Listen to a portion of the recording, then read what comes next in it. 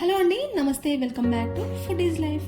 మనం ఈరోజు అయితే ఒక స్వీట్ రెసిపీ చెప్పుకోబోతున్నాము. మనకి ఎప్పుడైనా కానీ స్వీట్ తినాలి అనుకుంటే ఇన్స్టెంట్గా ఇలా అయితే ప్రిపేర్ చేసేసుకోవచ్చు. సో చాలా సింపుల్ ప్రాసెస్. మీరు కూడా ఎండ్ వరకు చూసి ఎలా ప్రిపేర్ చేయాలో చూసేసేయండి.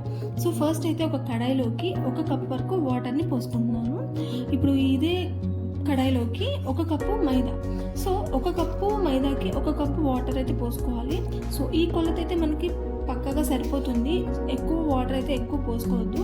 సో ఇక్కడ నేను మీకు కలిపి చూపిస్తున్నాను చూడండి. మనకి 1 కప్పు మైదా పిండికి 1 కప్పు వాటర్ అయితే సరిపోతుంది అనమాట. సో ఫస్ట్ అయితే ఇలా స్టవ్ మీదే కడాయిలోనే మంచిగా అయితే కలిపేసుకుంటున్నాను. స్టవ్ అయితే ఆఫ్ చేసేసుకోండి. ఆఫ్ చేసేసుకున్న తర్వాత ఇలా కలిపేసుకుంటే మనకి పిండి అయితే రెడీ అయిపోతుంది. ఇలాగా వేడి నీటితో కలుపుకోవడం వల్ల మనకి గుల్లదనం అయితే వస్తుంది స్వీట్. సో ఇప్పుడు మనం ఇలా పిండి అంతా కలిపేసుకున్నాం కదా, దీన్ని ఒక బౌల్లోకి అయితే ట్రాన్స్ఫర్ చేసేసుకున్నాము. ఇలా బౌల్లోకి ట్రాన్స్ఫర్ చేసేసుకుని కొంచెం పైన పొడిపిండిని అయితే వేసుకున్నాను. ఆ క్లిప్ అయితే మిస్ అయింది. సో కొంచెం పొడిపిండిని వేసేసుకుని పైన ఇలాగా బాగా కలిపేసుకోవాలి. మనకి ఈ పిండి అనేది చేతికి అంటుకుంటూ ఉంటుంది. అలా కాకుండా ఉండడానికి 1 స్పూన్ వరకు ఆయిల్ని వేసుకున్నాము. ఇలా ఆయిల్ వేసేసుకుని మనకి చక్కగా కూడా కలిపేసుకుని పిండి ఒక 5 నిమిషాల పాటు నానబెట్టుకున్నామంటే చాలా గుల్లగా వస్తాయి అన్నమాట. స్వీట్ రెసిపీ కూడా చాలా బాగుంటుంది. సో ఇలా కలిపేసుకున్నాం చూడండి. ఎంత మెత్తగా కలుపుకోవాలి అంటే ఇక్కడ నేను చూపిస్తున్నాను చూడండి, ఇంత సాఫ్ట్గా, అంటే మనకి చపాతీ పిండి కన్నా కూడా కొంచెం సాఫ్ట్గా అయితే కలుపుకోవాలి. కలిపేసుకుని ఒక 5 నిమిషాల పాటు నానబెట్టేసుకున్నాను. ఈ పిండి అంతటిని కూడా మనం ఒక చపాతీలా అయితే ఒత్తుకోవాలి. చపాతీ కన్నా కొంచెం మందంగానే ఒత్తుకోవాలన్నమాట. సో ఇలాగైతే మనం ఒత్తేసేసుకుని ఈక్వల్గా ఉండాలి. సో పిండి కూడా ఈక్వల్గా ఉండేటట్టు కలుపుకొని మనం ఒత్తేసేసుకోవాలి. ఇప్పుడు మనకి ఈ లాస్ట్లో ఉన్న ఎడ్జెస్ అన్నీ కూడా పోయి ఇలా బాక్స్ లాగా అయితే మనం కట్ చేసేసుకుంటున్నాము.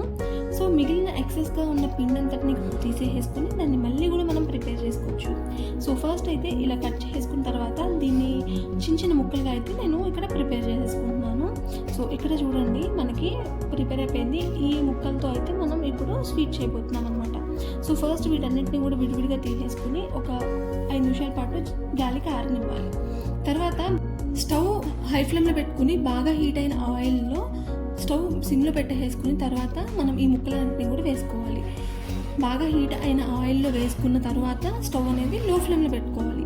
అలా పెట్టుకుని ఇలా వేయించుకున్నాం అనుకోండి, మనకి మధ్యలో కూడా పిండిగా ఉండకుండా చాలా క్రిస్పీగా బయట అండ్ అలాగే లోపల కూడా చాలా క్రిస్పీగా వస్తాయి అన్నమాట.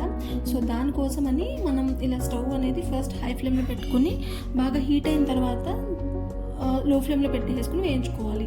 మనకి ఖచ్చితంగా కూడా ఇవన్నీ కూడా ఇంత రెడ్డిష్గా వేగేంత వరకు వేయించుకోవాల్సిందే. సో ఇలాగా మనకి చాలా మంచి కలర్ అయితే వచ్చింది. ఇలా వేయించుకుని మనం వీటన్నిటిని కూడా పక్కనైతే పెట్టేసుకుందాము. సో ఇప్పుడు ఇదే కడాయిలోకి మళ్ళీ కూడా మిగిలినవన్నీ కూడా మనం ప్రిపేర్ చేసుకున్నవన్నీ కూడా దీనిలోకి వేసేసుకుని వేయించుకోవాలి. సేమ్ ప్రాసెస్ అండి. ఫస్ట్ హై ఫ్లేమ్లో పెట్టేసుకుని బాగా హీట్ చేసుకున్న తర్వాత స్టవ్ అనేది లో ఫ్లేమ్లోకి మార్చేసుకుని ఈ ముక్కలన్నీ కూడా వేసేసుకుని ఒకసారి మంచిగా అయితే కలిపేసుకోవాలి.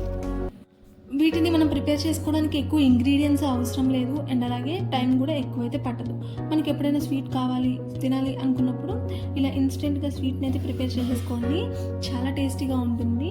సో ఇప్పుడు ఇవి కూడా మనకి మంచి కలర్లోకి చేంజ్ అయిపోతుంది. సో ఇలా చేంజ్ అయిపోయినప్పుడు మనం ఏం చేస్తామంటే వాటిని తీసేసి ఇంతగా ప్రిపేర్ చేసుకున్నాం కదా, సో వాటితో పాటు ఇవి కూడా పెట్టేసుకోవాలి.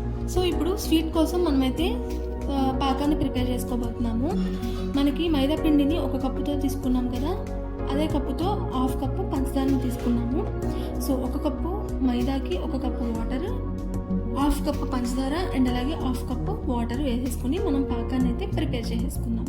1 కప్పు మైదాకి 1/2 కప్పు పంచదార, 1/2 కప్పు వాటర్ సరిపోతాయి.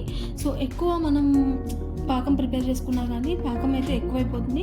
సో ఇదే కొలతలతో మీరు కూడా కంపల్సరీ ట్రై చేయండి. సో మనకి పాకం అనేది ముదురు పాకం అలా ఏమీ అవసరం లేదు. మనకి గులాబ్ జామున్లోకి ఎలా అయితే ప్రిపేర్ చేసుకుంటామో దానికన్నా కొంచెం ఎక్కువ, అంటే కొంచెం జిగురుగా ఉండేటట్టు పాకాన్ని ప్రిపేర్ చేసుకోవాలి.